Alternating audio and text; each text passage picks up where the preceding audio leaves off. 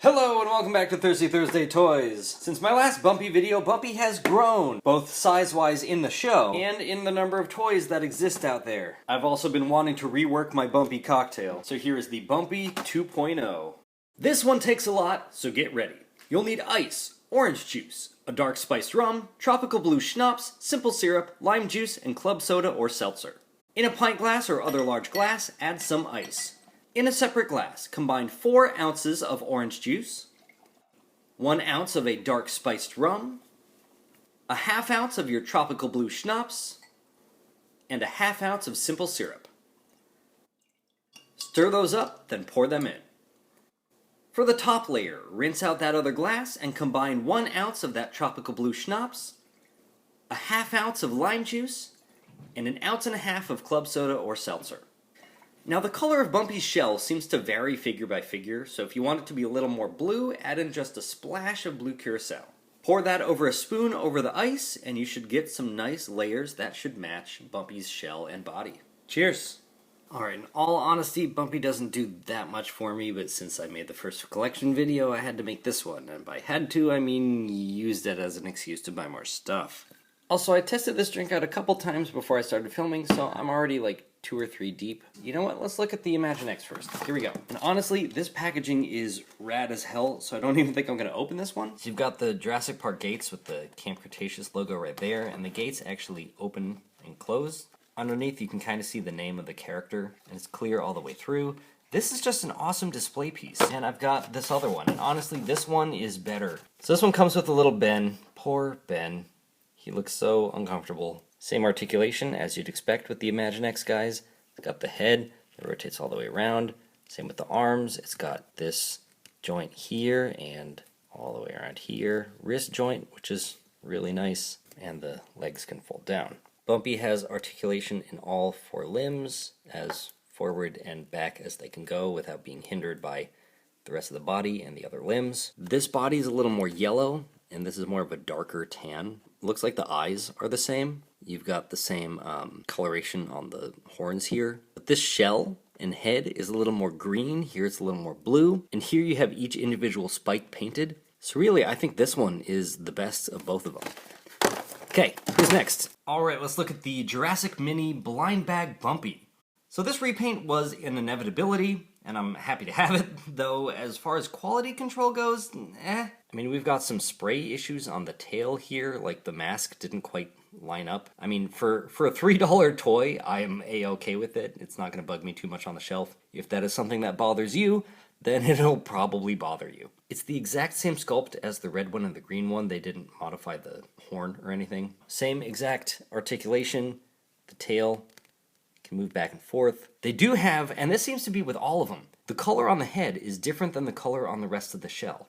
And I think I'll splice in a clip that shows like all of them with the different head colors. Yeah, this one also has these dark spots kind of speckled in, molded in with the rest of the rubber. Now the Captivz Bumpy, this might be the one that matches the CG the best.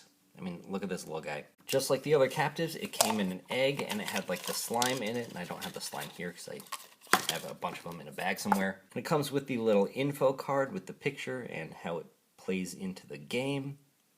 This one was one of the rare ones. There was also an ultra rare glow-in-the-dark one, but I only have the colored version. This one came in 2 pieces, with the tail being a separate piece, and you just plug it in via a ball joint. Then we have the Dino Escape set with Ben 2.0, post-germaphobe Ben, mentally broken Ben, Yumulak Ben, if you follow voice actors. Ben with the shield and the spear, and he's covered in dirt. Now the shield, I've heard other people complain about this, the way that he holds it. If you were to hold it like this, it would be sideways. So you have to angle the arm down in a weird way to get that upright. But Ben has a lot of articulation, which is nice for such a tiny thing. Lots of joints in the arms and the legs and knee joints and elbow joints and all that good stuff. I don't care much for the humans, I'm going to sell them off. But Bumpy though, again, we have the different color head and shell. Just like the Attack Pack version, we have the rubber spikes that kind of come through the harder plastic shell. Head with multiple joints, rotation in all the limbs, tail that can rotate around and does have that side by side. Now this Bumpy though I do take issue with because the scale is wrong. Okay, so here's the 2-pack Bumpy and here's the attack pack Bumpy, and you can see that they're basically the same size. This one's a little bit longer but not by much. But this Bumpy, the body is wider and this head is smaller. This head should be the same size if not a little bit bigger. So it's like they proportioned this correctly but then kept it the exact same size. So either this one is scaled too small or this one is scaled too large. I mean, Mattel has done a great job of scaling everything correctly, except here they really dropped the ball. I'm not sure what they were thinking. Also, the detail on this head is so much better. You've got this blue on just the raised portions, but here they're like, let's just color the whole head blue. It does have the little speckles on the arms and legs here. I do like how they added this on the main body, where here the blue is only on the top part of the shell. Here they colored the spikes on the tail, where they didn't here, but here they colored the club. So there are pros and cons to each. Oh yeah, scan codes. Oh yeah, this one has a little bit of paint chipping, just because, I mean, that's exposed in the packaging and that's going to happen. Last but not least, we have the Roarivore? No, what is this? Roar Attack. I think I've mentioned this before. I'm not a fan of things that like make noise or have other like spring-loaded gimmicks, but this might be my favorite of all the Bumpy figures we've looked at today. So here it has 3 levels of sound. And unlike the original Roarivore that just had a button that you pressed, this has a slider that goes through 3 different levels. So each of the 3 levels plays a completely different sound and the tail moves back and forth. So here's the first one. Second. Third. And then back. And in the package you have the instructions showing how to slide it the 3 different ways. And you might be going, hey man, how can this be your favorite if you haven't even taken it out of the package yet? One reason. It's the exact same sculpt as the Roarivore Ankylosaurus. Ankylosaurus? What's the right way? I've heard it pronounced both ways. Someone tell me. Except the head is a completely different sculpt. Here you can see they re-sculpted the Bumpy head to better match what we see on screen and give it that more bump of one of the head spikes, as opposed to the symmetry we see in the other versions.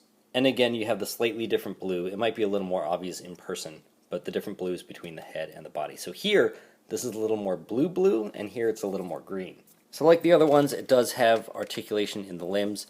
It's got a little bit of wiggle, but more articulation this way. Same with the front limbs. Tail can move kind of on its own. It'll just spring back.